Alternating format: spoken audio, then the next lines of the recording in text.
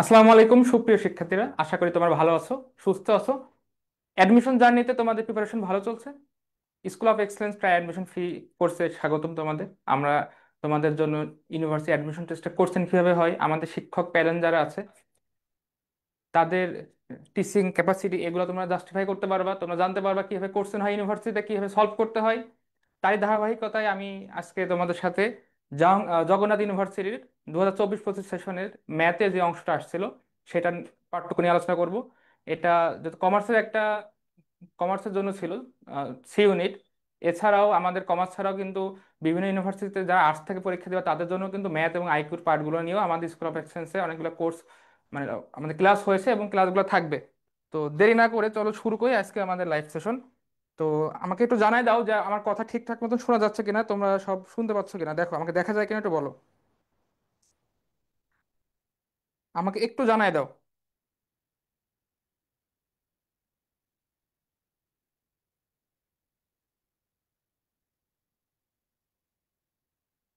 ওকে, দেখো আমি চাইবো যে তোমরা আমার সাথে সাথে ম্যাথগুলা করো, এবং ম্যাথগুলো খুবই ইজি।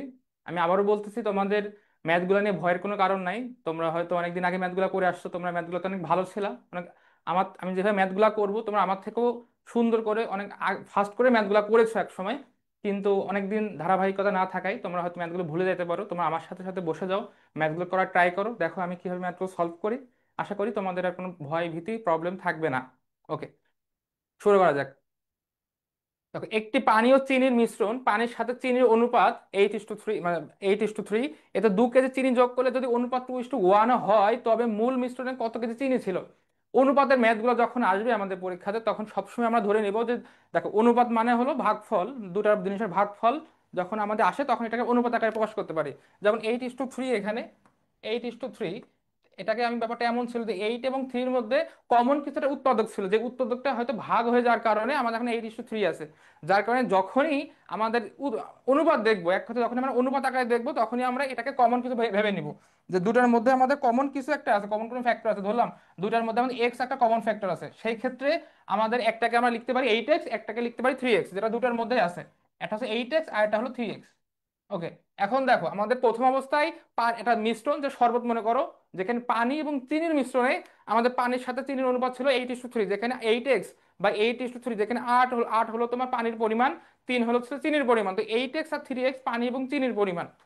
এখন এতে 2 কেজি চিনি যোগ করলে যদি অনুপাত 2:1 হয়, আমাদের এই এই যে মিশ্রণটা ছিল, যে শরবতের মিশ্রণটা ধরো, এর মধ্যে এখন আমাদের 2 কেজি চিনি যোগ করতেছে, তাহলে আমাদের এখন নতুন যে অনুপাতটা দাঁড়াচ্ছে পানি এবং চিনির, সেটা হলো 2:1। তো এখন আমাদের কোশ্চেনটা বলছে মূল মিশ্রণে আগে যে মিশ্রণটা ছিল সেই মিশ্রণে কত কেজি চিনি ছিল। আমাদের কিন্তু এখানে বের করতে বলছে চিনির ব্যাপারটা, চিনি, তা আমাদের কিন্তু প্রথম অবস্থায় এটা ছিল পানির পরিমাণ এবং এটা ছিল চিনির পরিমাণ, তাই না? তো এখন আমাদের পরবর্তীতে 2 কেজি কি যোগ করা হয়েছে ভাই, দেখো তো, 2 কেজি যোগ করা হয়েছে চিনি। তার মানে হলো আগেরটা ছিল এমন 8x/3x, কারণ আমরা জানি অনুপাত মানে হলো ভাগ। এখন আমাদের যোগ করতেছি এই চিনির সাথে আরো 2 কেজি চিনি, এবং পরবর্তীতে আমাদের আলটিমেট যে রেজাল্টটা দাঁড়াচ্ছে অনুপাতটা সেটা হলো 2:1, মানে হলো 2/1। এখন দেখো আমাদের এখান থেকে বের করা লাগবে এক্স এর মানটা যদি আমি বের করতে পারি সমীকরণ থেকে, এটা তার সমীকরণ থেকে এক্স এর মানটা বের করতে পারি, তাহলে এক্স এর মানটা যদি আমি এখানে বসাই তাহলে কিন্তু চিনির পরিমাণটা এক্সাক্ট বেড়ে যায়, যেটা আমাদের আলটিমেট অ্যান্সার। ওকে, তুমি যদি আর আর গুণ করতে চাই, দেখো যখন ইকুয়াল টু চিহ্নটা থাকবে এবং লব বাই হর আকারে ফাংশন গুলো থাকবে দুপাশেই, তখন আমরা আর আর গুণ করি, তার মানে 1-এর সাথে 8x গুণ হবে এবং 2-এর সাথে 3x+2 গুণ হবে। তো 8x সাথে 1 গুণ করলে 8xই হয়, আর 2-এর সাথে 3x+2 গুণ করলে হয় 3×2 = 6 প্লাস 2×4। তার মানে আমাদের এক্স এর মানটা বের করা লাগবে। আমি এক্সটাকে এই পাশে আনতে পারি, 8x - 6x = 4, তার মানে 2x আমাদের দাঁড়ায় 4। তো এক্স এর মান দাঁড়ায় 2। ওকে, এক্স এর মান যখন 2 পেয়ে গেছি, আমাদের বলছে মূল মিশ্রণ, মূল মিশ্রণ মানে আগে যে মিশ্রণটা ছিল সেই মিশ্রণে আমাদের 8x আর 8:3 ছিল। তার মানে 8 আর 3, 8 আর 3, 8x আর 3x। এখন এক্স এর মান যেহেতু আমি পেয়ে গেছি এখানে, এক্স এর মান যদি আমি এখানে বসাই দিই দেখো তো, তাহলে কিন্তু আমি চিনির মানটা পেয়ে যাচ্ছি। তার মানে চিনির মানটা কত, 3 × 2, তার মানে 6। তো আমাদের যে মূল মিশ্রণটা, প্রথমে যে মিশ্রণটা ছিল সেই মিশ্রণে আমাদের বেসিক্যালি আমাদের 3 কেজি, সরি, সেই মিশ্রণে আমাদের 6 কেজি আমাদের চিনি ছিল। এই ধরনের ম্যাথগুলা আমাদের প্রায় প্রতিযোগিতামূলক পরীক্ষাতে আছে। এটা তোমাদের অ্যাডমিশন টেস্ট থেকে শুরু করে ভর্তি প্রস্তুতির বা ছাড়াও আমাদের জবের ক্ষেত্রে যতগুলো মানে প্রতিযোগিতামূলক পরীক্ষা হয় সেখানেও কিন্তু ম্যাথগুলো দেখা যায়। আমাকে একটু জানাই দিও তো ভাই, কোনো প্রবলেম থাকলে ম্যাথে আমাকে একটু জানাই দিও, তোমরা বুঝতে পারছো কিনা বা কোথাও কোনো কোয়াইজ আছে কিনা।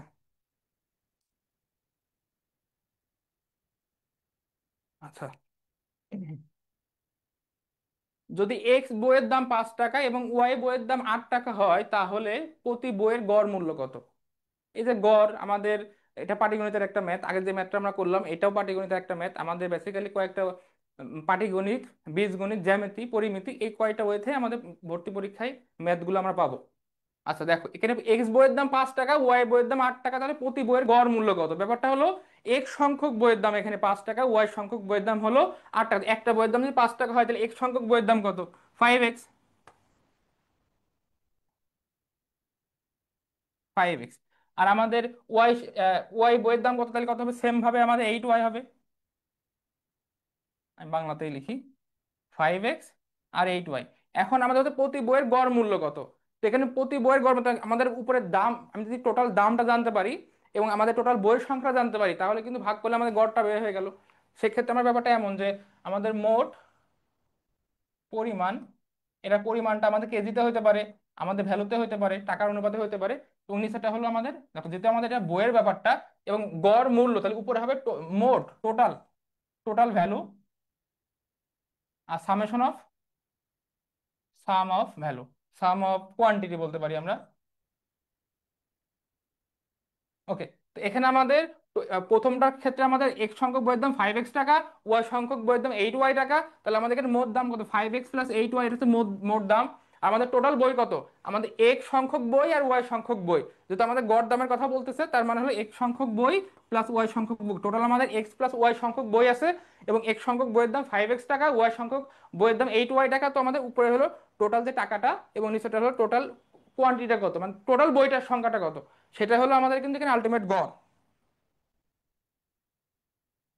যেটা 5x + 8y / x + y। এখানে হয়তো তোমরা অনেকেই মানে ভুল করে অ্যান্সার এখানে মানে এটা দেয় 5x + 8y / 13 দিয়ে ফেলে। আসলে এগুলো কিন্তু করা যাবে না, দেখো একটু ভেবে চিন্তে ম্যাথ করবা, বেশি টাইম লাগবে না একটা ম্যাথ। তোমার অধিকাংশ ম্যাথ যেগুলো দেয় দেখবে 30 সেকেন্ডও লাগে না। জাস্ট একটু মাথা পুরো রেখে তোমার ম্যাথগুলো করবা, কোনো প্রবলেম হবে না।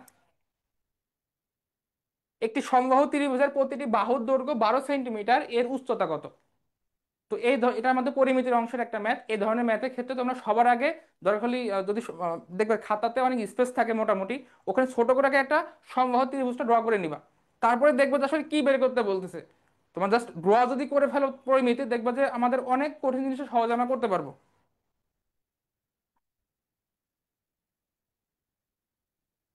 ওকে, তো আমাদের সমবাহু ত্রিভুজ, আমরা জানি যে ত্রিভুজের 3টা বাহুই সমান তাকে সমবাহু ত্রিভুজ বলে। ওকে, আমাদের সমবাহু ত্রিভুজটা যদি ড্র করি আমরা, আমি হাতে ড্র করলাম, ধরো এটা একটা সমবাহু ত্রিভুজ। এখন বলছে প্রতিটি বাহুর দৈর্ঘ্য 12, তার মানে এটাও হলো আমাদের 12, এটাও হলো 12, এটাও হলো আমাদের, টোটালটা হলো 12। আমাদের প্রত্যেকটা বাহুর দৈর্ঘ্য হচ্ছে 12 সেন্টিমিটার। এখন এর উচ্চতা কত? তো উচ্চতা মানে কি দেখো, এটা একটা উচ্চতা বলতে পারি না, দেখো তো। এখন তোমরা যদি এটা উল্টিয়ে এদিক থেকে একটা উচ্চতা মনে করো, সেটাও কোনো সমস্যা নাই। এদিক থেকে একটা দাগ দিয়ে এদিকে বরাবর উচ্চতা মনে করো, সেটা কোনো সমস্যা নাই, কারণ এটা সমবাহু ত্রিভুজ। তুমি যেভাবে উল্টে পাল্টে দাও না কেন, এটা কিন্তু আমাদের আমাদের বাহুগুলোর কোনো পরিবর্তন নাই, বাহুগুলো 12 সেন্টিমিটারই হবে। ওকে, তো এখন দেখো এটা তো 12, এটাও 12, এটাও 12, এটা নিয়ে আমাদের কোনো ঝামেলা নাই। এবং সমবাহু যেহেতু ত্রিভুজ, তার মানে আমাদের এখানে 3টা কোণের মানও কিন্তু সমান। এবং যখন আমি উচ্চতাটা বের করব তখন এই এই এটা তো দেখো আমাদের সমবাহু ত্রিভুজ, 3টা কোণের মান সমান। আমরা জানি একটা ত্রিভুজের 3টি কোণের সমষ্টি হয় 180 ডিগ্রি, তার মানে এটা যে 3টা সমান হয়, এটাও 60 ডিগ্রি, এটাও 60 ডিগ্রি, এটাও 60 ডিগ্রি, 3 6 118, 180 ডিগ্রি। ওকে, তো এখন যেহেতু আমাদের উচ্চতাটা বের করতে বলছে, তার মানে আমি যদি এটাকে 60 ডিগ্রি টোটালটা হয়, এটাকে আমি 30 ডিগ্রি বলতে পারি, এটাও 30 ডিগ্রি। এবং এটা কিন্তু আমাদের মাঝামাঝি বরাবরই যাবে। তার মানে হলো এটা আমাদের এই টোটালটা যদি 12 হয়, তো এই এতটুকু আমাদের কত হবে? এতটুকু হবে 6, এবং এতটুকু আমাদের কিন্তু হবে 6। ওকে, তো এখন আমি যদি এটাকে একটু ভালো করে রাখতে চাই, একটু ঝামেলা মুক্ত করে,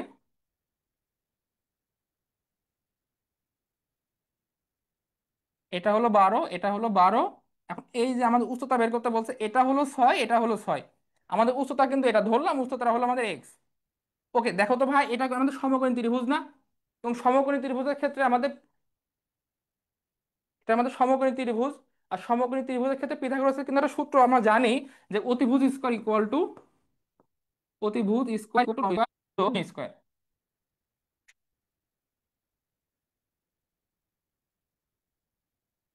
ওকে, তো এখানে আমাদের ঝামেলা লাগে, মানে অতি আমাদের ভূমি কোণটা আর আমাদের লম্ব কোণটা। তো এক্ষেত্রে সবসময় মনে রাখবা, আমাদের একটা ত্রিভুজ যদি ড্র করি সমকোণী ত্রিভুজ, সেখানে সব থেকে বড় বাহু যেটা হবে সেটা কিন্তু চোখ বন্ধ করে আমাদের অতিভুজ, সেটা নিয়ে আমাদের কোনো দ্বন্দ্ব নাই। এবং এখানে যেহেতু আমাদের বাকি দুইটা বাহু, একটা হচ্ছে এইটা এবং একটা হচ্ছে এইটা, এখন এই দুইটার মধ্যে আমাদের কিন্তু এখানে স্পেসিফিক বলতেছে না কত ডিগ্রি কোণ উৎপন্ন করতেছে, যার কারণে আমাদের এখানে লম্ব বা ভূমি নিয়ে তেমন কোনো দ্বন্দ্ব নাই। তবে যদি কোনো সময় মনে রাখো যে কোনটা লম্ব কোনটা আমাদের ভূমি, পরীক্ষাতে কিন্তু একবার এটাও আসছিল, এরা কোণ ড্র করে দিছিল, বলছিল যে এর মধ্যে কোনটা লম্ব বা লম্ব এবং ভূমির অনুপাতটা কত। তো সেক্ষেত্রে আমি তোমাদের একটু দেখাই। মনে রাখবা, এটা যদি আমাদের একটা সমকোণী ত্রিভুজ হয়, তো এটা সমকোণী ত্রিভুজ আছে 90 ডিগ্রি। তো 90 ডিগ্রি একদম বিপরীত পাশে যেটা থাকে, এটা বা সব থেকে বড় বাহু যেটা থাকে, এটা চোখ বন্ধ করে অতিভুজ। এটা নিয়ে আমাদের কোনো দ্বন্দ্ব নাই। ওকে, এখন আমরা কিন্তু কোনটাকে এখানে একটা ড্র, এখানে আমি এটাকে মনে করতে পারি থ্যাটা, ধরলাম এটা 30 ডিগ্রি বা সামথিং, বা আমি এখানেও একটা একটা নির্দিষ্ট কোণকে ড্র করতে পারি। আমি যখন কোনটাকে এখানে ড্র করব, আমি কোনটাকে যে পাশে ড্র করব তার বিপরীত সাইডে যে বাহুটা থাকবে সেটা চোখ বন্ধ করে লম্ব। আমি যদি মনে করি এখানে একটা কোণ আছে 30 ডিগ্রি, 60 ডিগ্রি বা 45 ডিগ্রি, হোয়াট এভার, এখানে যে কোণটা থাকবে না, এখন এর বিপরীত দিকে যেটা থাকবে, থ্যাটার বিপরীত দিকে যেটা থাকবে, এটা চোখ বন্ধ করে লম্ব। তো এটা যদি লম্ব হয় তাহলে লম্ব পাইলাম, অতিভুজ পাইলাম, বাকিটা আমাদের ভূমি। এটা কিন্তু আমাদের ভূমি হবে। এখন চিত্রটা যদি আমি এভাবে ড্র করতাম, এটা 90 ডিগ্রি এবং এটা সব থেকে বড় বাহু, এটা তো অবশ্যই অতিভুজ, এটা নিয়ে কোনো ঝামেলা নাই। এখন আমি মনে করলাম এখানে আমাদের কোনটা দেওয়া আছে, আগেটা কিন্তু কোনটা দেওয়া ছিল এখানে। এখন কোন যদি আমাদের এখানে দেওয়া থাকে, তো এর বিপরীত সাইডে যেটা থাকবে এটা কিন্তু চোখ বন্ধ করে আমাদের লম্ব। এবং এটা তো লম্ব হয়, এটা যদি অতিভুজ হয়, তাহলে এটা হচ্ছে আমাদের ভূমি। এখানে আমাদের ঝামেলা যেটা হয়, আমরা সবসময় মনে করি এই নিচের দিক বরাবর যেটা আছে এটা হয়তো আমাদের ভূমি, কিন্তু না, আমাদের কিন্তু ভূমি লম্বা আলাদা হতে পারে। যদি আমাদের এই ম্যাথের সাথে ব্যাপারটা এতটা দরকার ছিল না এটা, তো আমরা দেখি এখন অতিভুজ স্কোয়ার ইজ লম্ব স্কোয়ার ভূমি স্কোয়ার। তো অতিভুজ কত, এখানে 12, সব থেকে বড় বাহু। এখন লম্ব যদি আমি এখানে এক্স মনে করি সমস্যা নেই, আমি 6 মনে করলেও সমস্যা নেই, কারণ আমাদের এখানে স্পেসিফিক কোনটা আসলে কোন ধরবো, এই পাশেরটা কোন ধরবো না এই পাশেরটা কোন ধরবো আমাদের বলে নাই। তো আমি ধরলাম আমাদের এটা হচ্ছে লম্ব এবং আমাদের ভূমি হলো 6। ওকে, তো আমি এখান থেকে এক্স স্কোয়ার ইকুয়াল টু বলতে পারি 12 square minus six, six square. 12কে স্কোয়ার করলে হয় 144, আর 6কে স্কোয়ার করলে হয় আমাদের 36। আচ্ছা, এটাকে যদি আমরা বিয়োগ বিয়োগ করি তাহলে কত আসে? 106 আর 8 14, 12, 108। দেখো আমাদের কিন্তু এখানে এক্স স্কোয়ারের ভ্যালু আছে 108। এখানে আমাদের যেহেতু ক্যালকুলেটর ইউজ করতে দিবে না, আমাদের ঝামেলা হলো, দেখো এখানে কিন্তু পয়েন্টও আছে, যেহেতু আমাদের 108, আমাদের যদি এখানে এক্স স্কোয়ার ইকুয়াল টু 100 হতো, আমরা কিন্তু বলতে পারতাম ঠিক আছে, তাহলে এক্স এর মান হলো 10 স্কোয়ার, মানে হলো আমাদের স্কোয়ার রুটে বাদ দিলে আমরা বলতে পারতাম এক্স এর মান কিন্তু 10। কিন্তু এখানে কিন্তু আমাদের ক্যালকুলেটর ইউজ করতে দিবে না। তো এই ধরনের ম্যাথগুলো, যদিও এখানে অপশনগুলো একটু দূরে দূরেই, তো এই ধরনের ম্যাথগুলো সবসময় দেখবা আসলে কিভাবে আমরা করি। তো দেখো আমাদের 6 সেন্টিমিটার, এক্স স্কোয়ারকে আমাদের বর্গ করলে কি হবে, মানে এক্স কে যদি আমি বর্গমূল করি, তো ব্যাপারটা এটা হবে। এখন অপশন আমাদের 12 এবং 16, 6 কিন্তু হতে পারে না, কারণ 6 আমাদের অবশ্যই এটাকে রুট করলে 6 হয় না। কারণ আমাদের রুট করে আমরা যেটা পাবো, যে অ্যান্সারটা, সেই অ্যান্সারটাকে কিন্তু আমি বর্গ করলে আগেরটা পাবো। যেমন আমাদের, আমরা যদি রুট ওভার 36 লিখতাম, এটা ইজ ইকুয়াল টু 6 লিখতাম, আবার 6কে কিন্তু স্কোয়ার করলে 36 পাইতাম, তাই না? তো যেহেতু আমাদের এটা 36 নাই, তাহলে অবশ্যই কিন্তু 6 হবে না এবং 12 হবে না, কারণ আমরা জানি 12কে স্কোয়ার করলে হয় 144, বা 144কে বর্গমূল করলে আমাদের 12 হয়। তাহলে আমাদের অ্যান্সার কিন্তু কখনোই এ নম্বরটা এবং ডি নম্বরটা হবে না। এখন অ্যান্সার হয় বি নম্বরটা হবে, নাই অ্যান্সার সি নম্বরটা হবে। এখন দেখো আমাদের কিন্তু 108, তো 10 পয়েন্ট মানে 10.93 এবং 10.39, এখানে আমাদের স্টুডেন্টের প্যাচটা লাগে, আসলে আমি অ্যান্সারটি এটা দিব না অ্যান্সার এটা দিব, একটু দেখো তো। 10.93, এটা কিন্তু কার কাছাকাছি, 11-র কাছাকাছি না? এটা কিন্তু মোটামুটি 11-র কাছাকাছি। এবং 10.39 কিন্তু মোটামুটি দিত আমরা, আমরা জানি দশমিকের পরে যদি আমাদের 5 বাই বড় সংখ্যা হয়, তখন আমরা এক যোগ করে দিই। তো 10.39 কিন্তু আমাদের মোটামুটি 10-এর কাছাকাছি বলতে পারি। এখন 10কে স্কোয়ার করলে কিন্তু হয় আমাদের 100, এবং 11কে স্কোয়ার করলে হয় আমাদের 121।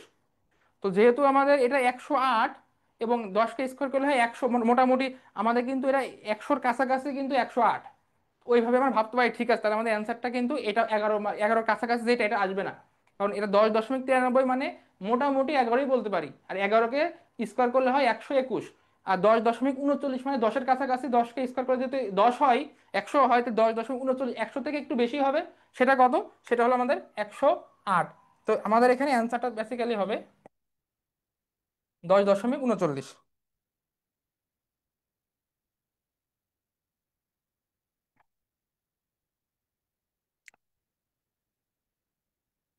আমাকে একটু জানিও তোমাদের ম্যাথে কোনো প্রবলেম হচ্ছে কিনা, বা বুঝতে কোথাও কোথাও প্রবলেম হলে আমাকে জাস্ট কমেন্ট করো। মানে যেখানেই প্রবলেম হোক না কেন, যে একটা একটা দশমিকে প্রবলেম হলে আমাকে বলতে পারো যে হ্যাঁ এখানে প্রবলেম হয়েছে।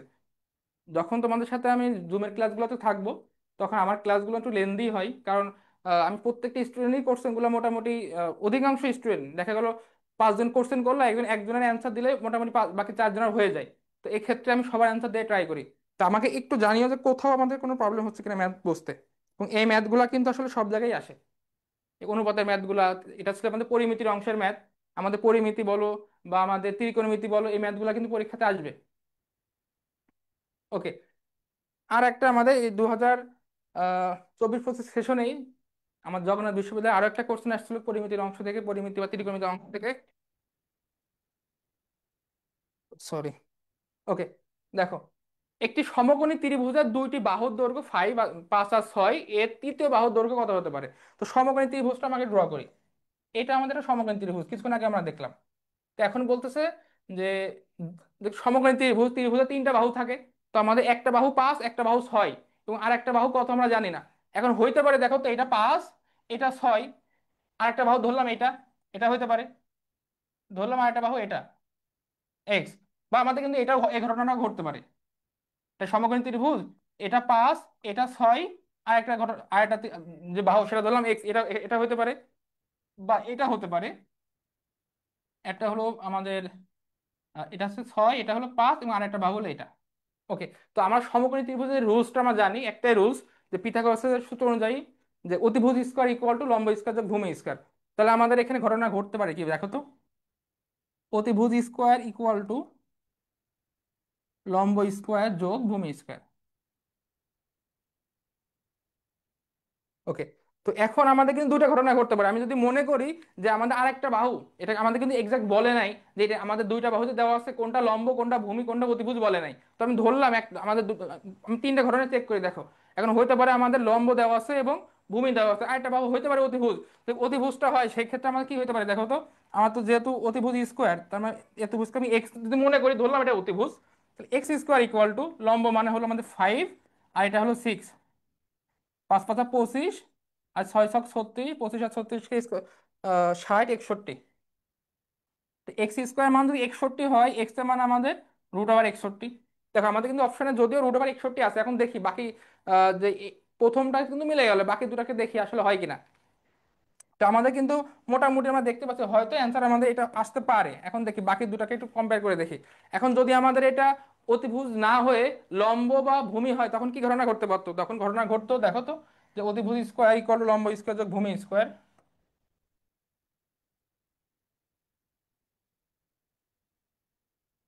ওকে। তো এক্ষেত্রে আমি ধরলাম আমাদের এটা অতিভুজ দেওয়া আছে, ধর এখানে অতিভুজ ধরলাম, মানে এ দুটোর ক্ষেত্রে কিন্তু দেখো আমাদের অতিভুজ, আমি যদি এটা না ধরি, তাহলে আমাদের হয় অতিভুজ হবে, আর একটা ভূমি বা লম্ব কিছু একটা হবে। মানে আমাদের প্রথম অবস্থা আমরা দেখতেছিলাম যে অতিভুজ, হয়তো অতিভুজটা দেওয়া নাই, লম্ব আর ভূমিটা দেওয়া আছে, আমরা কিন্তু অতিভুজটা বের করে দেখলাম যে হ্যাঁ অপশনের সাথে একটা মিলছে। তো এখন যদি আমাদের, আমি যদি না মিলতো, যদি আমি এটা এইভাবে না মিলতো, তাহলে বাকি দুইটা ওয়েতে একটা মিলবে। এখন দেখি দেখি মিলে কিনা।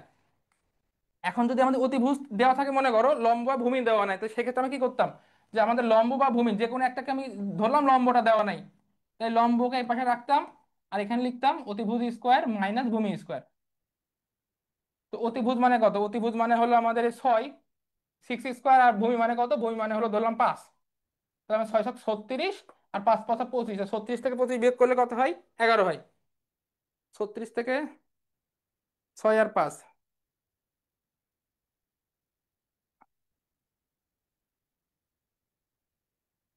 আচ্ছা আচ্ছা, এই ম্যাথটাতে একটু প্রবলেম আছে, আমি তোমাকে একটু পরে বোঝাচ্ছি, দাঁড়াও। একটি পণ্যের দাম কত যা 150 টাকায় বিক্রি করা হলে 25% ক্ষতি হয়? আচ্ছা, আমরা আগে এই ম্যাথটা সলভ করিনি, ওই ম্যাথটা আমি একটু পরে আসি। ওকে, একটি পণ্যের দাম কত যা 150 টাকায় বিক্রয় করলে 25% ক্ষতি হয়? মানে আমাদের বিক্রয় করতেছে কিন্তু 150 টাকায়, এবং আমাদের বিক্রয় করার পরে ক্ষতি হচ্ছে, কত ক্ষতি হচ্ছে? 25%। যেহেতু আমাদের 150 টাকায় বিক্রয় করে ক্ষতি হচ্ছে, এবং আমাদের আমাদের কোশ্চেনটা চাওয়া হয়েছে যে তোমার পণ্যের দাম কত, মানে ক্রয় মূল্যটা আসলে কত। যেহেতু আমাদের ক্ষতি হচ্ছে, তার মানে কিন্তু অবশ্যই আমাদের ক্রয় মূল্যটা 150 টাকায় বেশি হবে। সেক্ষেত্রে কিন্তু আমাদের কোনোভাবেই 125 অ্যান্সার হতে পারেই না। কারণ আমাদের কিন্তু বলতেছে 150 টাকায় বিক্রি করতেছি, এবং আমাদের এখানে ক্ষতিও হচ্ছে। তার মানে কিন্তু কোনোভাবেই আমাদের এখানে অ্যান্সারটা 150-এর কম হবে না। ওকে, এখন বাকি তিনটা যে কোনো একটা হইতে পারে। এখন একটু আমরা করে দেখি, দেখো ম্যানুয়ালি করি। যে 25% ক্ষতি হয় আমাদের, ধরি যদি আমাদের ক্রয় মূল্য 100 টাকা হইতো, ধরি ক্রয় মূল্য, ধরি ক্রয় মূল্য 100 টাকা, যদি ক্রয় মূল্য 100 টাকা হয়, আর 25% ক্ষতি মানে 25 টাকা ক্ষতি হয়েছে, মানে 25 টাকা কমে আমি বেচছি, তাহলে আমাদের বিক্রয় মূল্য কত হচ্ছে? 100 - 25 মানে হলো কিন্তু 75 টাকা। ওকে, তো আমি যদি ওই কিক নিয়মের দিকে আসি, একটু দেখো তো, যে বিক্রয় মূল্য যদি 75 টাকা হলে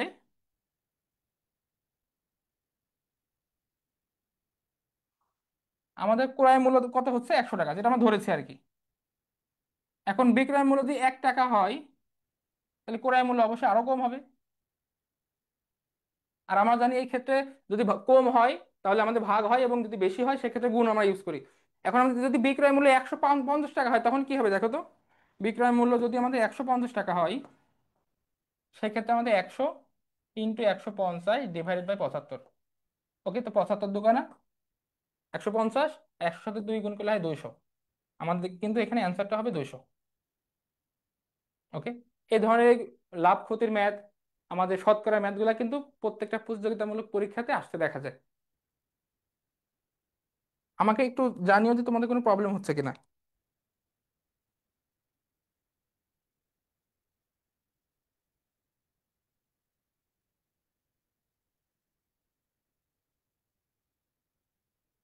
আচ্ছা, যদি সরল সুদে একটি মূলধন 10 বছরে দ্বিগুণ হয়, মূলধনটি 3 গুণ হতে কত সময় লাগবে? তো আমাদের যে সরল মুনাফা বা চক্রবৃদ্ধি মুনাফা, সুদ মুনাফার ম্যাথগুলা আমাদের কিন্তু প্রত্যেকটা ভর্তি পরীক্ষাতে আসতে দেখা যায়। তো আমরা জানি সুদ মুনাফার ক্ষেত্রে একটা সূত্র আছে আমাদের, I = P/N/(100)।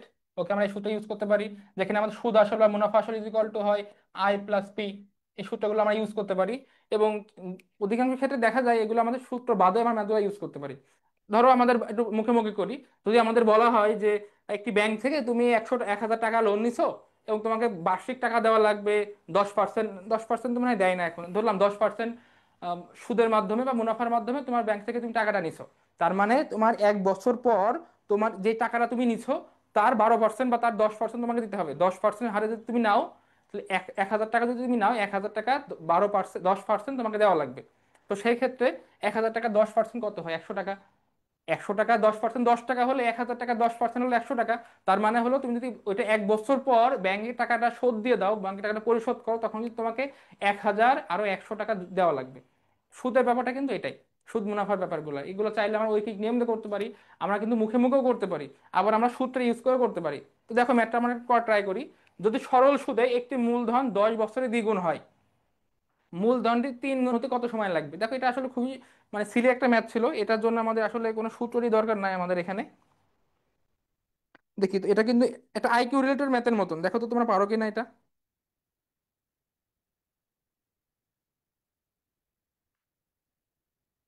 দেখি, দেখ সরল সুদে 10 বছরে দ্বিগুণ হয়, তাহলে মূলধনটি 3 গুণ হতে কত সময় লাগবে?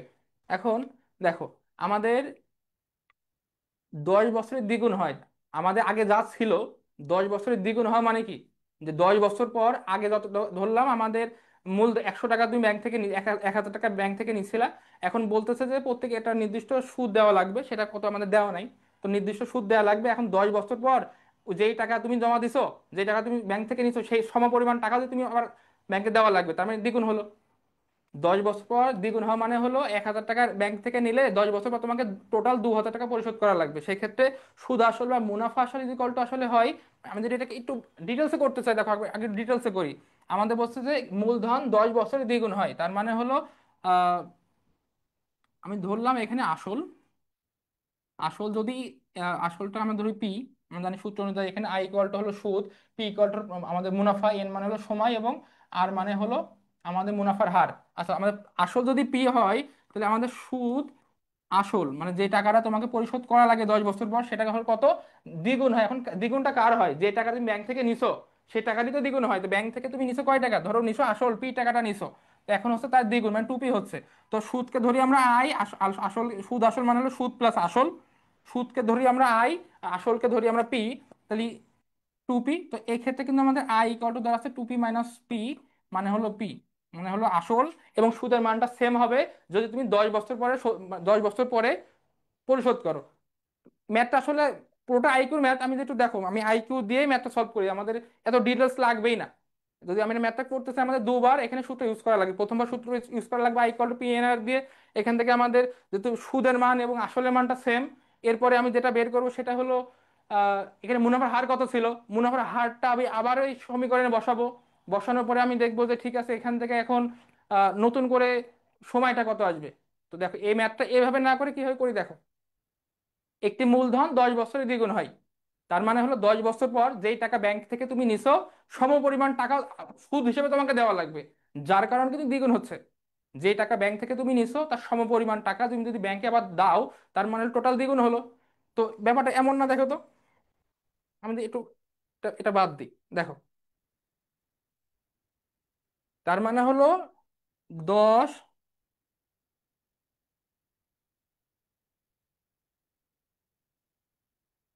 মুনাফার 1 গুণ, মুনাফা না আমাদের আসলের 1 গুণ, আমাদের আসলের 1 গুণ টাকা, আমাদের আসলে 1 গুণ টাকা হতে কত বছর লাগে, 10 বছর। 1 গুণ টাকা হতে 10 বছর লাগে। এখন আমাদের বলছে যে মূলধনটি 3 গুণ হতে, এখন যদি আমাদের মূলধন যখন দ্বিগুণ হয় তখন কিন্তু আসল ছিল কত, মূলধনের সমান, আর মূলধন যখন 3 গুণ হয় তাহলে আমাদের আসল কত হবে, মানে আমাদের এখানে সুদটা কত হবে, মূলধন যখন 10 বছরে দ্বিগুণ হচ্ছে তার মানে হলো মূলধন আমাদের যা আমাদের সুদটা হচ্ছে ততটুকু, আর মূলধন 10 বছরে 3 গুণ মানে হলো আমাদের এখানে মূলধন যত আমাদের সুদটা কিন্তু তার ডাবল হচ্ছে, মানে হলো আমাদের এখানে মূলধনের ডাবল হচ্ছে। তো আসলের 1 গুণ টাকা যদি 10 বছরে দেওয়া লাগে, আমাদের আসলের দ্বিগুণ টাকা ক বছরে দেওয়া লাগবে, 10 গুণ 2 তার মানে কিন্তু 20 বছরে। এটা তোমরা যারা করবা দেখবা যে আসলে এটা 15 থেকে 20 সেকেন্ড বেশি লাগবেই না, জাস্ট ম্যাথটা একটু ঠান্ডা মাথায় পড়ে ভাববা আসলে কি বলতেছে। আমি আবারও দেখো ট্রাই করি, দেখো 10 বছরে দ্বিগুণ হচ্ছে তার মানে 10 বছরে যে টাকা নিছিলাম সেই সমপরিমাণ টাকাই আমাদের 10 বছরে হচ্ছে, মানে 1 গুণ, আমাদের আসলে 1 গুণ টাকা হচ্ছে 10 বছরে, তাহলে আপনাদের 3 গুণ মানে কত, আমাদের আসলে দ্বিগুণ টাকা, কারণ আমাদের আসলে দ্বিগুণ প্লাস ওই আসল টাকা ইকুয়াল টু 3 গুণ টোটাল, তাই না? তো এক্ষেত্রে কিন্তু আসলে 1 গুণ টাকা যদি 10 বছরে হয়, আসলে দ্বিগুণ টাকা হবে 20 বছরে। এটা কিন্তু আসলে একটা আইকিউ রিলেটেড ম্যাথ, যদি এটা সরল শতকরা আমাদের এটা পাটিগণিতের মুনাফা আসলে ম্যাথের মধ্যেই পড়ে। দেখো তো ম্যাথটা বোঝা যায় কিনা এভাবে, না হলে তোমাদের ব্রড সূত্র দিয়েও কিন্তু এটা বোঝানো যায়, তবে এটা একটু অনেক লেন্দি। তো পরীক্ষাতে অধিকাংশ সময় মনে রাখবে আমাদের লেন্দি ম্যাথ খুব একটা দেয় না, ম্যাথগুলো হয়তো লেন্দি মনে হতে পারে তবে ম্যাথগুলা লেন্দি বাদও করা যায়। আমাদের এই বুদ্ধি এই মাথাটা খাটানো লাগে পরীক্ষার সময়, একটু ঠান্ডা মাথা যদি আমরা ভেবে ম্যাথগুলা করি আমাদের কিন্তু এগুলো হয়ে যাবে। আচ্ছা পরেরটাতে আসি, জামাল ও কামালের বয়সের অনুপাত 2:3, 12 বছর পর তাদের বয়সের অনুপাত 11:15 হবে। এখন কামালের বয়স কত? এই যে অনুপাতের ম্যাথগুলো আমাদের কিন্তু জগন্নাথ বিশ্ববিদ্যালয়ে এই গত বছরই অনুপাতের থেকে দুটো ম্যাথ আসছে, আমাদের ত্রিকোণমিতি পরিমিতির অংশ থেকে দুটো ম্যাথ আসছে। তো প্রথম ম্যাথটা আমাদের অনুপাতের ম্যাথ ছিল, আরো একটা অনুপাতের ম্যাথ আমাদের আসছে, এখানে দেখি সলভ করি আমরা এটা। তো আমরাও জানি যে অনুপাত থাকলে আমরা সেখানে কমন একটা ফ্যাক্টর ধরে নিলাম, 2x আর 3x, 2x এবং 3x হলো তোমার, 2x কে এটা জামাল এবং 3x হলো কামাল। এখন 12 বছর পর তাদের বয়সের অনুপাত, 12 বছর পর জামালের বয়স কত হবে, আগে যা ছিল তার থেকে 12 বেশি হবে, এবং কামালের বয়স কত, আগে যা ছিল তার থেকে 12 বেশি হবে। ওকে, এখন বলতেছে যে তাদের অনুপাতটা বেসিক্যালি বেশি হওয়ার পরে তাদের অনুপাতটা দাঁড়াচ্ছে এখন 11:15। তাহলে কামালের বয়স কত, আমাদের কিন্তু কামালের বয়সটা কত, কামালের বর্তমান বয়সে কিন্তু আমাদের 3x। কামালের বর্তমান বয়স 3x। এখন বলতেছে যে আগে 3x ছিল, 3x আর কি। এখন 12 বছর পর এই দুজনের বয়স অবশ্যই বাড়বে 12 12 করে, যেটা তোমার জামালের বয়স বেড়ে 2x+12, এবং কামালের বয়স বেড়ে 3x+12। এখন বাড়ার পরে যেটা হচ্ছে, এই যে 2x+12 মানে 12, আর 3x+12 ইকুয়ালটা আসলে হয়ে যাচ্ছে 11:15, মানে 11/15। এখন যদি আমি আর গুণ করতে চাই, দেখো তো, যখন আমাদের লব্বায় হর আকারে থাকে সমান সমান এপাশ ওপাশ তোমাদের বলেছি, সেক্ষেত্রে আমরা আড়াআড়ি গুণ করি। তো এই ক্ষেত্রে যদি আমরা আড়াআড়ি গুণ করতে চাই, তাহলে আমাদের 11-এর সাথে এটা গুণ হবে, তো 3 × 11 = 33x, প্লাস 11-এর সাথে 12 গুণ করলে কত হয়, 11 গুণ, আচ্ছা আমি এটা রেখে দিই, 11 × 12 আমাদের সাথে 15-এর সাথে গুণ করলে হয় 30x, প্লাস 15 × 12।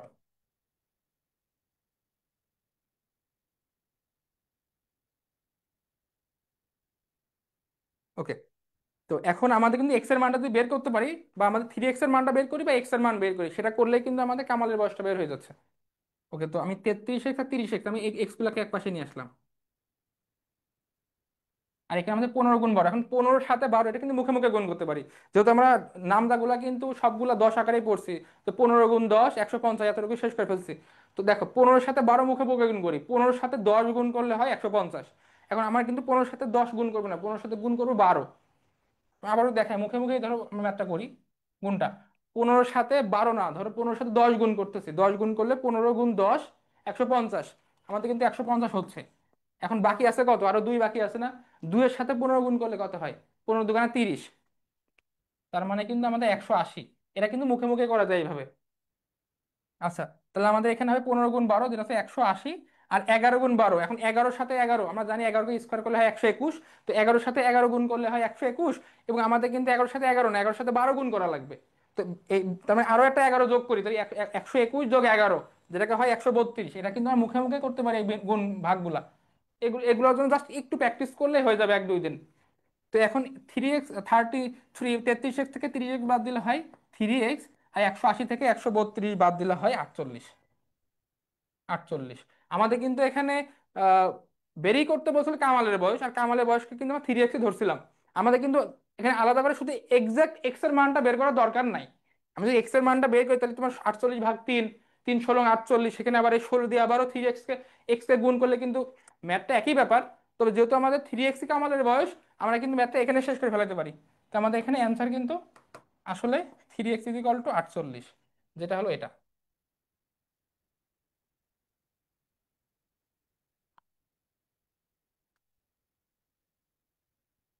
আচ্ছা, দেখো কোথাও প্রবলেম হলে আমাকে বলতে পারো।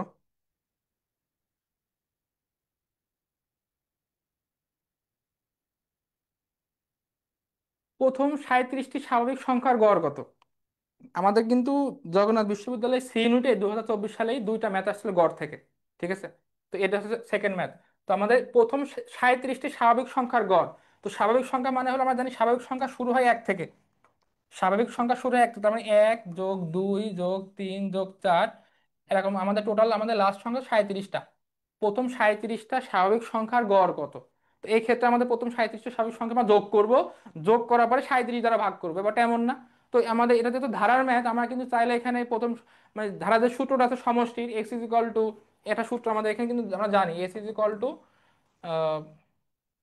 n/2 2a + n - 1 * d, এটা হলো আমার ধারার সমষ্টির সূত্র।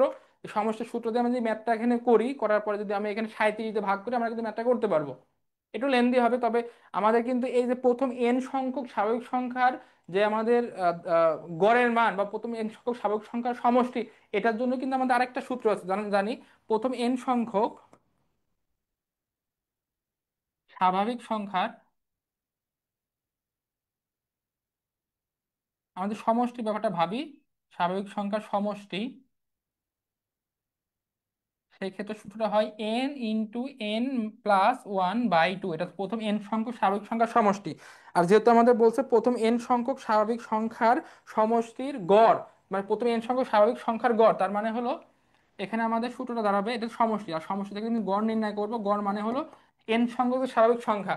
এখানে যদি n সংখ্যক স্বাভাবিক সংখ্যা, মানে এখানে যেমন 37, 37 হতে পারে, 100 হতে পারে, 35 হতে পারে, হোয়াট এভার। এক্ষেত্রে আমাদের এন আমি ধরি এন সংখ্যক স্বাভাবিক সংখ্যা আছে, সেই ক্ষেত্রে কিন্তু আমরা জাস্ট যেটা হবে সূত্রটা, ওই সূত্রটাকে আমরা আসলে জাস্ট এন দ্বারা ভাগ করে দিই।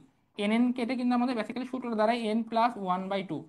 এটা আসলে এই ম্যাথটা করতে 5 সেকেন্ড বেশি লাগবে না তোমাদের, জাস্ট যদি এই কনসেপ্টটা তোমাদের ক্লিয়ার থাকে। তো 37টি স্বাভাবিক সংখ্যার গড়। তো আমাদের এখানে এন এর মান আসলে কত? 37। আমরা সূত্রটা যেটা দেখলাম যে এন ইন্টু, আমাদের সূত্রটা হলো n+1/2। তো এখানে এন মানে হলো কয়টা? আসলে এখানে আমাদের যেমন 37টা স্বাভাবিক সংখ্যা, তার মানে এন এর মান হলো 37, এবং 1/2। তো 37 সাথে এক যোগ করলে হয় 38। 38কে আমাদের যদি 2 দ্বারা ভাগ করি সেক্ষেত্রে হয় আমাদের 19। তো এই ম্যাথটা করতে তোমাদের কিন্তু 5 থেকে 10 সেকেন্ড বেশি লাগবে না, জাস্ট কনসেপ্টটা একটু ক্লিয়ার থাকা লাগবে। এখানে আমাদের অ্যান্সারটা হলো 19।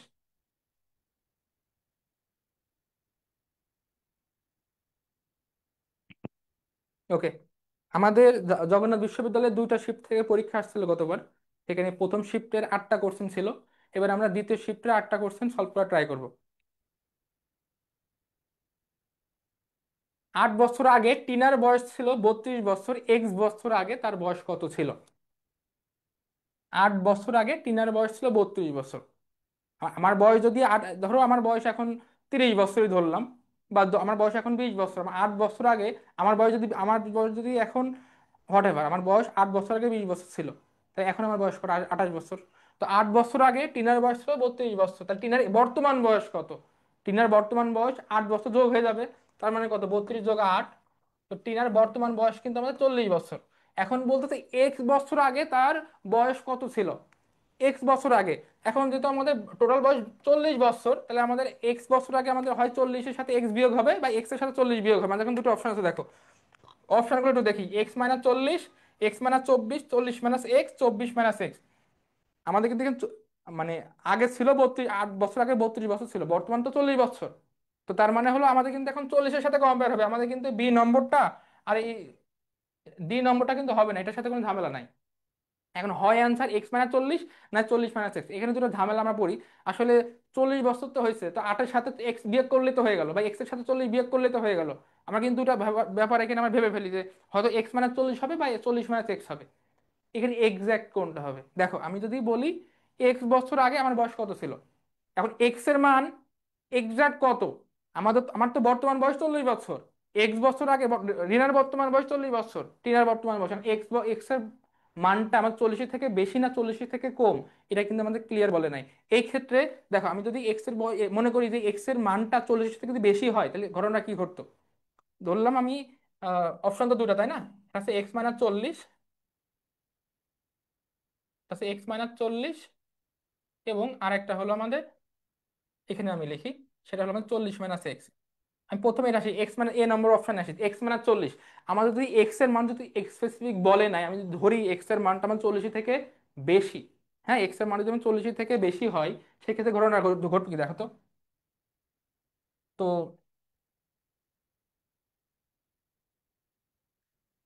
এক্স এর মান যদি 40 থেকে বেশি হয়, তাহলে ধরলাম 50 বছরই ধরলাম। 50-40, তার মানে কিন্তু আমাদের 10 হয় এখানে, তাই না? তো আচ্ছা আমার বয়স কি মানে আমার ব্যাপারটা তো আমাদের বলবে এক্স বছর আগে কত, সেক্ষেত্রে কিন্তু অবশ্যই আমার বয়স নেগেটিভ হবে না, তাই না? আমার বয়স তো নেগেটিভ হওয়া সম্ভব না। যার কারণে এক্স এর মান কিন্তু অবশ্যই আমাদের 40 থেকে কম হবে। তো এক্স এর মান 40 থেকে কম হওয়া মানে কি? তোমার আমাদের অ্যান্সার কিন্তু যাবে 40-x। আমার এক্স এর মানটা বিয়োগ হবে, ঠিক আছে। এখন এক্স থেকে 40 বিয়োগ করবো না 40 থেকে এক্স বিয়োগ করবো? আমি কিন্তু আমার বয়সটা নেগেটিভ করতে পারবো না। আমাদের বয়স, দৈর্ঘ্য, ভর এগুলো কিন্তু আমাদের নেগেটিভ হয় না। যদি নেগেটিভ হয় না, সেক্ষেত্রে কিন্তু আমি বলতে পারবো না যে আমার বয়সটা এক্স এর মানে এখানে বড়। যার কিন্তু আমাদের অ্যান্সার কিন্তু এখানে 40-x হবে, x-40 হবে না। ওকে। এটা খুবই শর্ট একটা ম্যাথ, কিন্তু ঝামেলা হয় x-40 হবে না, x-40-x হবে। আমার বয়স যেহেতু নেগেটিভ হবে না, তো আমি এক্স এর বয়স বেশি হবে না। x-40 মানে বোঝাচ্ছে এখানে এক্স এর মানটা বড়, আর 40-x মানে বোঝাচ্ছে এখানে এক্স এর মানটা ছোট। যেহেতু আমাদের বয়সটা নেগেটিভ হবে না, এই জন্য কিন্তু আমরা এখানে x-40টা ইউজ করতে পারবো না। কারণ 40, এক্স এর মান তো 40 থেকে বড় হতে পারে না, এখানে বড় হলে আমাদের নেগেটিভ চলে আসবে। ওকে।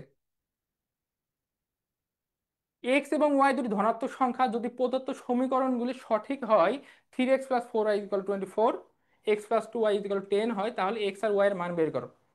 এই সমাধান রিলেটেড যতগুলো ম্যাথ আছে এবং যেখানে আমাদের বিন্দু দেওয়া থাকবে, দেখো এক্স আর ওয়াই এর মান এখানে বিন্দু, এটা এক্স ওয়াই কে আমি বিন্দু ধরি বা এক্স আর ওয়াই কে আমি এখানে মূল ধরি, বা সমাধান যেটা বের হয় সেক্ষেত্রে যদি এক্স আর ওয়াই এর মানটা বের করতে বলে, এবং আমাদের যদি এখানে সমীকরণ একটা হোক আর দুটা হোক সমীকরণ যদি দেওয়া থাকে, সেক্ষেত্রে আমাদের ম্যাথ না করে আমরা অ্যান্সারগুলো করবো অপশন টেস্ট করে। যে অপশনগুলো আছে এ বি সি ডি, যে অপশনগুলো আমার আছে, এই অপশনগুলো আমরা যে কোনো একটা সমীকরণে বসাবো। বসানোর পরে দেখো লেফট, এটা left hand side, right hand side, আমি যদি সমীকরণটা মনে করি ঠিক এমন যে 3x প্লাস 4y, এটাকে যদি আমি লেফট হ্যান্ড সাইড মনে করি এবং রাইট হ্যান্ড সাইড কত হবে আমাদের 24 হবে, তাই না? আমি এটাকে লেফট হ্যান্ড সাইড মনে করি যে 3x প্লাস 4y, আমার যতগুলো এখানে বিন্দুগুলো দেওয়া আছে প্রত্যেকটা বিন্দু আমি এখানে এক্স আর ওয়াই এর মানে এটা হচ্ছে x Y, 3x plus 4y, এখানে আমি এক্স আর ওয়াই এর জায়গায় এই মানটা বসাবো। মান বসানোর পর যেটা ইজিক্যাল টু 24 হবে ওটা আমাদের অ্যান্সার। আমাদের এখানে যদি আমরা অপশন টেস্ট না করে ম্যাথগুলো করতে চাই, আমাদের আরো 6টা ওয়েতে ম্যাথটা করা যায়। সবগুলা ম্যাথে আমাদের লেন্দি হবে, সেক্ষেত্রে আমাদের বর্জ্য গুণন, অপনয়ন, প্রতিস্থাপন, ক্রেমার, এই সবগুলো ওয়ে আমরা ফলো করতে পারি। কিন্তু প্রত্যেকটা way তে আমরা math গুলো সেক্ষেত্রে আমরা বিন্দুগুলো বসানোর ট্রাই করবো। দেখো তো আমি এক্স আর ওয়াই এর জায়গায় আমি বিন্দুগুলো বসাই, আমি ধরলাম এ থেকে শুরু করি, হ্যাঁ। তো 3x, এখানে এক্স এর মান কত 2, প্লাস এখানে ওয়াই এর মান কত, এখানে ওয়াই এর মান হলো 4, 3 2 6, 4 4 16, 6 আর 16 যোগ করলে কিন্তু আমাদের 22 হয়। কিন্তু আমাদের হওয়ার কথা কত বলো তো? আমাদের কিন্তু এখানে হওয়ার কথা হলো 24, কিন্তু হচ্ছে 22, আমাদের কিন্তু অবশ্যই অ্যান্সার এ হবে না। আমি যদি অ্যান্সার বিটা ট্রাই করে দেখো, তো 3x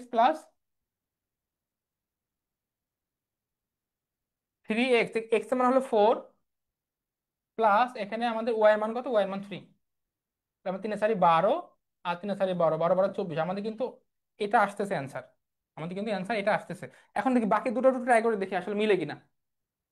তো 3x প্লাস 4y, তো আমি যদি সি নম্বর অ্যান্সারটা ভাবি, যেখানে এক্স এর মান 6, ওয়াই এর মান হলো 2, তো এক্স এর মান 6 আর ওয়াই এর মান হলো 2, তো 3 6 18, আর 4 2 8, 8 8 16, তো আমরা 26, আমাদের কিন্তু হওয়ার কথা 24, তাহলে কিন্তু আমাদের অবশ্যই সি নম্বর অ্যান্সার হবে না। এখন ডি নম্বর অ্যান্সারটা একটু দেখে আসে কিনা। ওকে, তো 3x এর মান হলো আমাদের 3, আর এখানে আমাদের ওয়াই এর মান হলো 5, তো 3 3 9, আর 4 5 20, আমাদের 29। দেখো তো আমাদের এখানে একটাতে আসছে, আমি যখন এগুলো করতেছি তখন আমাদের একটাতে আসছে 26, একটাতে 29, একটাতে আসছে আমাদের 22, কিন্তু আমাদের কিন্তু আসা লাগবে 24। তো আমাদের 24 কিন্তু একটা অপশানে আসতেছে, সেটা হলো বি নম্বর, যার কারণে আমাদের এখানে অ্যান্সার হলো বি। এই ধরনের ম্যাথে আমরা উম, সবসময় দেখবো যে অপশন টেস্ট করে, অপশন টেস্ট করে খুব অল্প সময় ম্যাথগুলো সলভ করা যায়।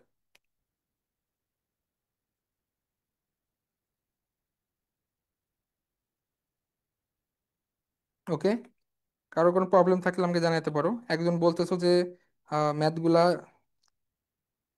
বিউপির ম্যাথগুলো ইংলিশে আসে কিনা, বিউপির ম্যাথগুলো ইংলিশে আসে।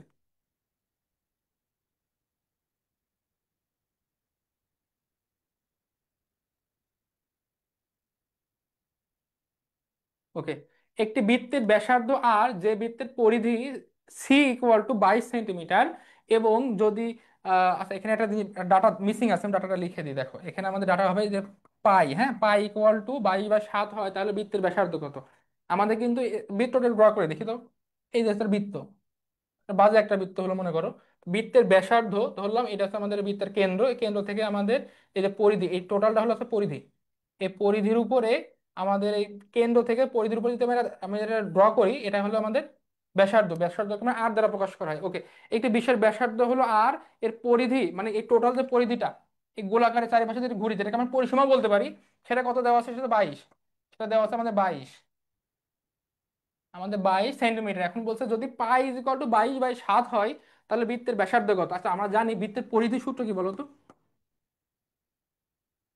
আমাদের বৃত্তের পরিধি কত, 2 পাই আর। এখন আমাদের পরিধির মান দেওয়া আছে এখানে 22, আর আর পায়ের মান দেওয়া আছে কত, 22/7, এবং আমাদের আর এর মানটা দেওয়া আছে, আর এর মানটা বের করতে বলছে। ওকে, দেখো তো এই 22-এর সাথে এই 22 কিন্তু কাটাকাটি হয়ে যায় না। আমরা যদি ইজিক্যাল টু এপাশ ওপাশ লবে যদি সেম জিনিস থাকে, হরে যদি সেম জিনিস থাকে, আমরা বাদ দিতে পারি। মানে এটা চাইলে আর দুটো লাইন বাড়িয়েও বাদ দেওয়া যায়। তো যেহেতু আমাদের ম্যাথ করার সময় টাইম পাবো কম, বা আমাদের অ্যাডমিশন জার্নিতে আমাদের টাইম পাবো খুবই কম, আমরা যত শর্টে করা যায় ক্যালকুলেশন করা বেসিক্যালি। দেখো এই 22 এবং 22 দুটাই এর নিচে কিছু মানে এক আছে, এই 22-এর উপরে এই 22-এর উপরে 22 22-কে বাদ দেওয়া যায়। তাহলে এখানে আমাদের থাকে বেসিক্যালি 1, এবং এখানে থাকে আমাদের 2r/7। তো আমাদের এরপরের লাইনটা কি লিখতে পারি? আমরা লিখতে পারি টু আর আর দেখো এখানে লব বাই হর আকারে আছে, লব বাই হর, এটা ওয়ান বাই ওয়ান লব বাই হর বলতে পারি। ইজিকাল টু এ পাশ ও পাশ যদি লব বাই হর আকারে থাকে তখন আমরা এটাকে আর আর এ গুণ করি, তার মানে এখানে আর আর এ গুণ করে টু আর এখানে হয় 7, এখানে আর এর মানটা দাঁড়ায় 7/2, তার মানে কিন্তু 3.5, যেটা হলো আমাদের এ নম্বর অ্যান্সার।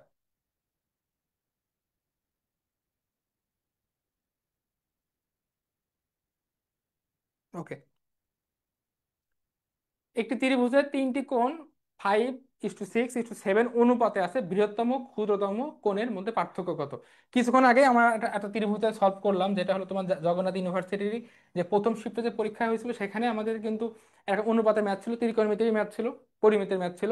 ওকে, তো এখানে 5:6:7 তিনটা অনুপাত দেওয়া আছে। তো অনুপাত মানে হলো আমার একটা ধরে রাখবো কমন একটা উৎপাদক আছে, ফ্যাক্টর আছে, সেটা কত? এক্স। তার মানে এখানে আমাদের কোণগুলো কত? এটা হলো 5x, এটা 5x, এটা হলো 6x, এটা হলো 7x। এখন এই তিনটা কোণ অনুপাত, 5x 6x 7x দেওয়া আছে, তিনটা কোণ দেওয়া আছে। এখন বলছে বৃহত্তম কোণ এবং ক্ষুদ্রতম কোণ। যেহেতু আমাদের এখানে 7টা বড় এবং 5টা ছোট, এটা হচ্ছে বৃহত্তর, এটা হচ্ছে ক্ষুদ্রতর। এখানে দুইটার আমাদের বলছে দুইটার পার্থক্য কত? দুইটার পার্থক্য কত হয়? 2x হয় না? তো এক্স এর মান যদি আমি বের করতে পারি তাহলে কিন্তু 2x এর মানও বের করতে পারবো। তো আমি দেখি এক্স এর মানটা কেমনে বের করি। আমরা জানি একটা ত্রিভুজের তিন কোণের সমষ্টি 180 ডিগ্রি। তার মানে এই যে তিনটা কোণ দেওয়া আছে, ত্রিভুজের তিনটা কোণ উৎপন্ন করে, এই তিনটা কোণের আমি যদি সমষ্টি করি তাহলে কিন্তু আমাদের 180 ডিগ্রি হবে। তার মানে যেটাকে বলা যায় 5x + 6x + 7x is equal to আমাদের 180। সেখানে 5 6 7 মানে 18, 3 6 18, 18x ইজ ইকুয়াল টু 180। তার মানে কিন্তু আমি এক্স এর মান এখানে বলতে পারি 10। 180/18 মানে 10। তো আমাদের কিন্তু বলছে বৃহত্তর কোণ এবং ক্ষুদ্রতর কোণের মধ্যে ডিফারেন্স। বৃহত্তর কোণটা এখানে 7x, ক্ষুদ্রতম কোণ হলো 5x, দুটাকে ডিফারেন্স করলে হয় 2x, আর এক্স এর মান বের করেছি আমি 10। তার মানে আমাদের 2x ইকুয়াল টু 2 × 10 মানে হলো 20। দেখো এই ম্যাথগুলো যদি পরীক্ষাতে আসে, তোমার তোমার কি এই ম্যাথগুলো করতে 15 থেকে 30 সেকেন্ড বেশি টাইম লাগবে? জাস্ট একটু মাথা ঠান্ডা করে পরীক্ষা হলে অ্যান্সার করবা, দেখবা যে 30 সেকেন্ড কোনোটাই অতিক্রম করবে না ম্যাথ ম্যাথ করার সময়।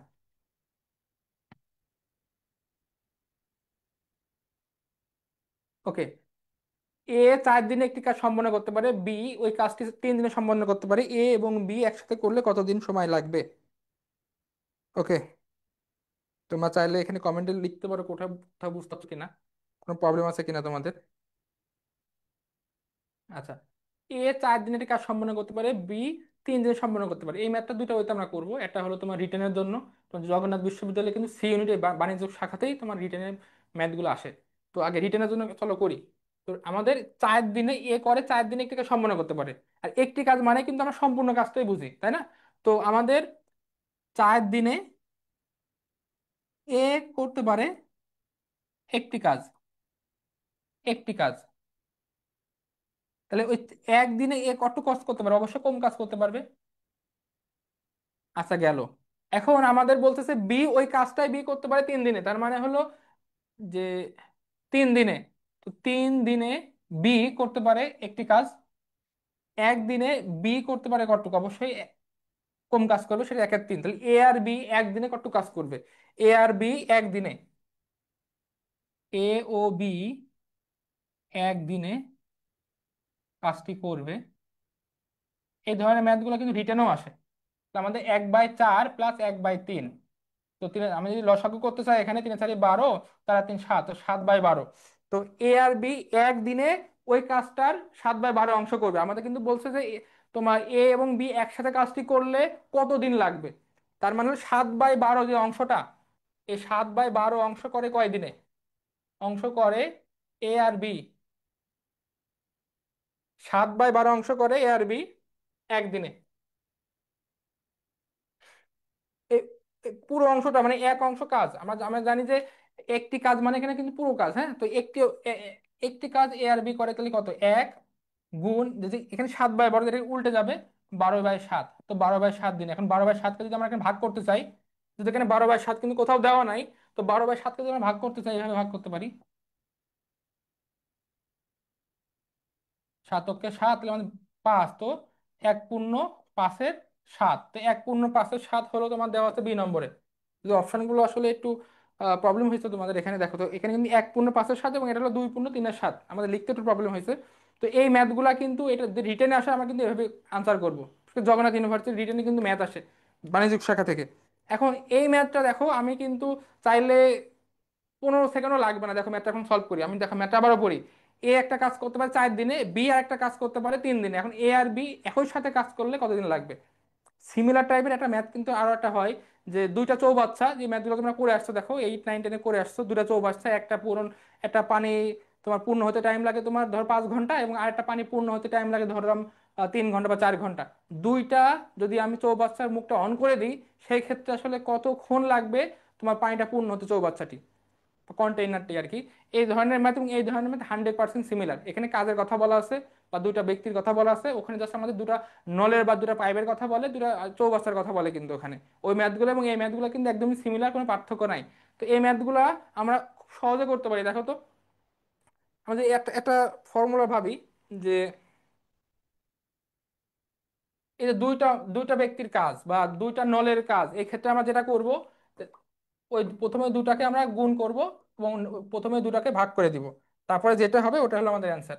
তো এই ম্যাথটাতে কিন্তু দেখো আমাদের এ করতে 4 দিনে, বি করতে হলো 3 দিনে, এবং এরপরে তাহলে ঘটনা যেটা ঘটবে, এ হলো তোমার সে 4 আর বি হলো আমাদের 3, তার মানে হলো 4 × 3 আর 4 + 3, 3 × 4 = 12, 4 আর 3 = 7। তো এটাকে ভাঙলে আমাদের 1 পূর্ণ 1 পূর্ণ 5-এর 7। ওকে। তো এই ম্যাথগুলা কিন্তু আসলে আমাদের 10 থেকে 15 সেকেন্ড বেশি লাগবেই না। তোমার জাস্ট একটু প্রথমে মানে কনসেপ্টটা ক্লিয়ার হবে আসলে হচ্ছে কিভাবে, তারপরে শর্টকাট যদি মাথায় রাখতে পারো রাখবা, না হলে শর্টকাট আসলে এত বেশি আমাদের হয়ে যায় অ্যাডমিশন টেস্টের সময়, শর্টকাটগুলো জানার জন্য আমাদের একটা শর্টকাট পড়তে হয়। তো সেক্ষেত্রে আমি বলবো যে সবার আগে তোমরা এই বেসিক কনসেপ্টটা ক্লিয়ার থাকবা, তারপরে শর্টকাটগুলোর দিকে যাবা। ওকে। একজন ব্যক্তি 5% লোকসানে একটি পণ্য বিক্রয় করেন। যদি তিনি 80 টাকা বেশিতে বিক্রয় করেন তাহলে 5% লাভ হয়। সেই পণ্যের মূল্য কত? ধরো তোমার একটা তুমি আপেল বিক্রি করবা, সেই আপেলটা তোমার, তুমি যদি আহ, কেনার মূল্য আমি জানি না, আমি দাম কত আমি জানি না, এখন ওই আপেলটা তুমি যদি আমি 80 টাকায় বিক্রি করি, তাহলে আমাদের ধরো 20 টাকা লাভ হচ্ছে, লস হচ্ছে। এখন ওই আপেলটা যদি আমি আহ, কত টাকায় বিক্রি করলে আমাদের 20% লাভ হবে? আমি যদি আমাকে, আচ্ছা, আমি একটু সহজে ভাবি, দেখো আমাকে বলা হলো একটা আপেল আমাকে বিক্রি করতে দিয়েছে, ওই আপেলটা যদি তোমার একটা নির্দিষ্ট পরিমাণে বিক্রি করি আমাদের লাভ হচ্ছে বা লস হচ্ছে, আবার নির্দিষ্ট বেশি পরিমাণে বা কম পরিমাণে বিক্রি করলে আমাদের লাভ বা লস হচ্ছে। এই ধরনের ম্যাথগুলা আমাদের খুব শর্টের মাধ্যমে আমরা করতে পারি। দেখো প্রথমে কিন্তু আমাদের 5% লস হচ্ছে এবং পরবর্তীতে আমাদের 5% লাভ হচ্ছে। আমাদের কিন্তু এখানে বলে না যে মূল্য কত বের করতে বলছে, মূল্যটা কত আমরা জানি না। যদি আমাদের এখানে জানতাম যে ঠিক আছে যে আমাদের এত টাকা দাম, এত টাকায় বিক্রি করে লস হচ্ছে, তাহলে ব্যাপারটা আরো সহজে ভাবতে পারতাম। আমাদের কিন্তু এক্সাক্ট বলে নাই আমাদের দামটা কত, আমাদের বলে দিছে যে প্রথমে 5% লস হচ্ছে, এবং এখন যদি 80 টাকা বেশি বিক্রি করি, আমি পণ্যের দামটা জানি না, 80 টাকা বেশি বিক্রি করি সেখানে 5% লাভ হয়। এই ক্ষেত্রে যখন আমাদের একবার লাভ এবং একবার লসের ব্যাপারটা থাকবে, এবং দুই ক্ষেত্রে যদি আমাদের পার্সেন্টেজ অবশ্যই দেওয়া থাকবে, সেই ক্ষেত্রে আমরা ম্যাথটা যেটা করব, এই যে প্রথম যে লাভ লস বা পরবর্তীতে পার্সেন্টেজের লাভ লস, এই দুটোকে যোগ করে দিব, তার মানে 10x, 10% যোগ করে দিয়ে যেটা হবে সেটা হলো আমাদের যেই মানে কত টাকায় বিক্রয় করলে আমাদের লাভ বা লস সেই মানটা। এটা 5%, 5% যোগ করলে 10% = 80। তো 10% যদি 80 হয়, এটাকে আমি এখন 100%-এ কনভার্ট করবো। তো 100%-এ কনভার্ট করতে হলে কিন্তু 10 দ্বারা গুণ করা লাগবে, এটাও আমাদেরকে 10 দ্বারা গুণ করা লাগবে। তো এটা হচ্ছে আমাদের 100% এবং এটা হলো আমাদের 800। এই ম্যাথগুলো করতে আমাদের মানে খুব বড় জোর হলে 10 সেকেন্ড লাগবে। আমি আবারও বলি, দেখো যখন আমাদের দুইটা পার্সেন্টেজ দেওয়া থাকবে, প্রথম পার্সেন্টেজ আমাদের হয়তো একটা নির্দিষ্ট অ্যামাউন্টের পার্সেন্টেজ লাভ বা লস হচ্ছে, ধরো আমার প্রথম পার্সেন্টেজ আমাদের X% লাভ বা লস হচ্ছে, এবং একটা নির্দিষ্ট পরিমাণ টাকা বেচলে বা নির্দিষ্ট পরিমাণ টাকা বাড়িয়ে বেচলে আর কি, ধরো 10 টাকা বাড়িয়ে বেচলে বা 20 টাকা 15 টাকা বা হোয়াট এভার বাড়িয়ে বেচলে আমাদের Y% লাভ বা লস হচ্ছে। তো সেই ক্ষেত্রে আমাদের দুইটা পার্সেন্টেজকে যোগ করে দিব, যোগ করে দেওয়ার পরে ওটা ইজ ইকুয়াল টু আসলে আমাদের কত টাকা বেশি বিক্রি করে লাভ বা লস হচ্ছে সেইটা, সেটা অ্যামাউন্টটা উল্লেখ করব। তারপরে এটাকে 100% করে দিলে হয়ে গেল। আমার দেখো ব্যাপারটা হয়তো বলতে তোমাদের কঠিন লাগতেছে ভাবতে, ব্যাপারটা আরো বলি, দেখো এটা 5%, প্রথমে 5% লস হচ্ছিল, 80 টাকা বিক্রি করলে 5% লাভ হচ্ছে। তো এই 5% এবং এই 5% আমাদের টোটাল কিন্তু 10%।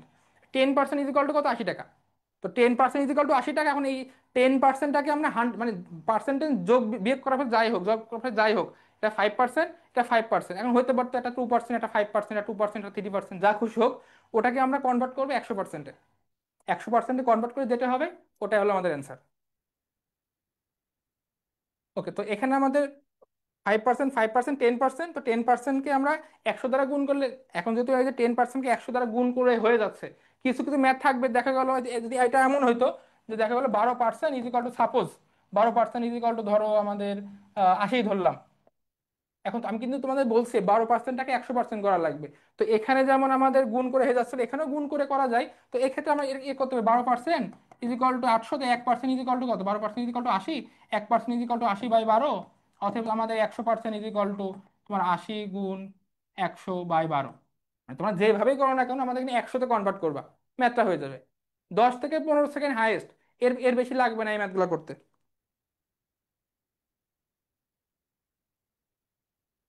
ওকে, একটি ক্রিকেট খেলায়, তোমরা অনেকে ক্রিকেট খেলা পছন্দ করো, একটি ক্রিকেট খেলায় প্রথম 10 ওভারে রান রেট ছিল মাত্র 3.2, 282 রানের লক্ষ্যে পৌঁছানোর জন্য বাকি 40 ওভারে রান রেট কত হতে হবে? ওকে, এই ম্যাথটা আসলে আহ, এটা আসলে যারা ক্রিকেট প্রেমী আছো তোমরা অনেক সহজে করতে পারবে, মানে মানে হয়তো এতক্ষণ অ্যান্সার বলে ফেলতে পারছো। তো আমাদের প্রথম 10 ওভারে রান রেট ছিল 3.2। তার মানে হলো, রান রেট মানে কি হয় দেখো, আমাদের তো 6 বলে 1 ওভার, তাই না? তো আমাদের 3.2 রান, 10 ওভারের টোটাল রান যত যত হয়েছে, ওই ওই 10 ওভার টোটাল রানকে যদি আমি 10 দ্বারা ভাগ করি, সেটা হচ্ছে আমাদের রান রেট। 10 ওভারের রান যদি আমাদের 32 হয়, 10 ওভারের রান যদি আমাদের টোটাল রান 60 হয়, এবং আমাদের যে 6 ওভার, তাই না, সরি 10 ওভার, আমাদের 10 ওভার, 10 ওভারের টোটাল রান হচ্ছে ধরো 60, তো আমাদের 10 দ্বারা ভাগ করলে যেটা হবে ওটা হলো তার রান রেট। তো এখানে আমাদের বলতেছে টোটাল রান রেট হলো তোমার রান রেট 3.2, এবং আমাদের মোট ওভার হলো 10, তার মানে এখানে টোটাল রান কত, টোটাল যে রানটা 3.2 গুণ 10, তার মানে হলো 32। আমরা জানি রান রেট বের করতে হয় যে তোমাদের মোট যত রান আর মোট যত ওভার, এটাকে ভাগ করলে রান রেটটা বের হয়ে যায়। তো এখানে আমাদের টোটাল রানটা হলো আমাদের রান রেট কত, 3.2, এবং টোটাল ওভার হলো 10, অথবা টোটাল রানটা কত, 32। এখন আমাদের বলতে 282 রানের লক্ষ্যে পৌঁছানো লাগবে, তাহলে বাকি রান কত দরকার হয়, রান দরকার হবে কতটুকু রান দরকার হবে, রান প্রয়োজন, রান ধরো প্রয়োজন 282 -32, তার মানে হলো 250 রান কিন্তু আমাদের এখনো দরকার। এখন আমাদের হাতে আছে ওভার কত, 40, তাহলে আমাদের এই 250-কে 40 দ্বারা ভাগ করে দিলে হয়ে গেল। তো অতএব আমাদের রান রেট এখন দরকার, রান রেট, এই যে 250 রান আমাদের দরকার, আমাদের বাকি আছে এখন 40 ওভার, তো শূন্য শূন্য কাটা, তো 4-এর সাথে যদি 25 কাটাকাটি করলে কত হবে দেখো তো, 25, 4 ছক 24, 1 দশমিক নিলে 2, 4 দোকানে 8, 2, 4 5 20, 6.25। আমাদের যদি 6.25 রান রেট থাকে, তাহলে কিন্তু আমরা 282 রানকে অতিক্রম করতে পারবো। ওকে, কামালের ওয়াই শব্দ টাইপ করতে কত মিনিট সময় নেবে যদি প্রতি মিনিটে এক শব্দ সে টাইপ করে? এটা খুবই ছোট ম্যাথ। যে ম্যাথগুলো আসছে এই ম্যাথগুলো করতে তোমাদের 5 থেকে 6 মিনিটের বেশি লাগবেই না, টোটাল ম্যাথগুলো মিলে। এবং রিটার্ন ম্যাথগুলো খুব সহজ ছিল জগন্নাথ বিশ্ববিদ্যালয়ে গত 24-25 সেশনে যেগুলো আসছিল। দেখো আমাদের বলছে যে ওয়াই শব্দ টাইপ করতে কত মিনিট সময় লাগবে, এবং সে আসলে কি করে, সে প্রতি মিনিটে এক শব্দ টাইপ করে। তার মানে হলো প্রতি মিনিট মানে এক এক মিনিটে, তো এক শব্দ টাইপ করতে সময় লাগে তার কতটুকু, টাইপ করে 1 মিনিটে, এক শব্দ সে টাইপ করে 1 মিনিটে। তাহলে একটি শব্দ টাইপ করে কত মিনিটে, এক শব্দ দিয়ে 1 মিনিটে টাইপ করলে একটা শব্দ অবশ্যই কম সময় লাগবে, কম সময় হলে ভাগ হয় 1/x মিনিটে। অতএব আমাদের কিন্তু এখানে টাইপ করবে ওয়াই শব্দ, তাহলে অতএব ওয়াই শব্দ টাইপ করতে y × 1/x is equal to y/x। দেখো, এই ম্যাথগুলো পরীক্ষাতে দেয় এবং এই ম্যাথগুলো কিন্তু আমরা ভুল করি, এত সিলি ম্যাথগুলো পরীক্ষাতে আসে এবং এত সিলি ম্যাথগুলো আমরা কিন্তু ভুল করে ফেলি। হয়তো অনেকে এর মধ্যে অ্যান্সার তোমার x/y দিয়ে ফেলবে, অনেকে XY ও দিবে এর মধ্যে। তো এই ম্যাথগুলো কিন্তু খুবই ইজি, এটা নিয়ে টেনশন করার কোনো ব্যাপার নাই, তোমরা জাস্ট মাথা ঠান্ডা করে ম্যাথগুলো করলে পারবা। আমাদের প্রায় অ্যাডমিশনের যে ফ্রি কোর্সটি তোমাদের জন্য লঞ্চ হয়েছে, তারই ধারাবাহিকতায় আজকে আমরা ক্লাসটা নিয়েছি। তো বি ইউনিটের, সি ইউনিটের আমাদের প্রায় অ্যাডমিশনের কোর্সটি লঞ্চ হয়েছে। তো আশা করি তোমরা ভর্তি প্রস্তুতিতে জগন্নাথ বিশ্ববিদ্যালয়ে কিভাবে ম্যাথ কোশ্চেনগুলো আসছিল, কিভাবে সলভ করতে হয় শর্ট সময়ের মধ্যে, মাথা ঠান্ডা রেখে তোমরা কিছু ধারণা পেয়েছো। এবং তোমরা কিন্তু এখানে দেখেছো আমাদের ম্যাথ কোশ্চেনগুলোর মধ্যে কিন্তু আমাদের কোথা থেকে কোশ্চেন বেশি আসছে, আমাদের পাটিগণিতের অংশ থেকে গড়ের থেকে কোশ্চেন আসছে, ধারা থেকে কোশ্চেন আসছে। আমাদের বীজগণিত অংশ থেকে যদি কোশ্চেন আসে না এখানে, এবং সমীকরণ থেকে আসতে বলতে পারি বীজগণিতের মধ্যে। তারপরে আমাদের ত্রিকোণমিতি, আমাদের পরিমিতি, এই কোশ্চেনগুলো থেকে কিন্তু মানে প্রত্যেক বছরই আসে। এই ধারাবাহিকতায় কিন্তু আমাদের কোশ্চেনের প্যাটার্ন কিন্তু মোটামুটি সেমই থাকে। জাস্ট মাথা ঠান্ডা করে ম্যাথগুলো করলে তোমরা পারবা। মানে ইংলিশ বাংলাতে অনেকে হয়তো তোমরা পূর্ণ মার্ক নাও পাইতে পারো, কিন্তু ম্যাথে কিন্তু পূর্ণ মার্ক পাবা। মানে এই সবগুলো ম্যাথের প্রত্যেক বছর প্যাটার্ন থাকে সেম। তো আজকে আমাদের আয়োজন এতটুকুই। তোমাদের সাথে আজকে আবারও দেখা হবে রাত 9টায় জাহাঙ্গীরনগর বিশ্ববিদ্যালয়ের বি ইউনিটের কোশ্চেন বিশ্লেষণের জন্য। তো সুস্থ থাকো, ভালো থাকো, তোমাদের admission journey school of excellence থেকে ভালো চলুক। আসসালামু আলাইকুম রহমতুল্লাহ।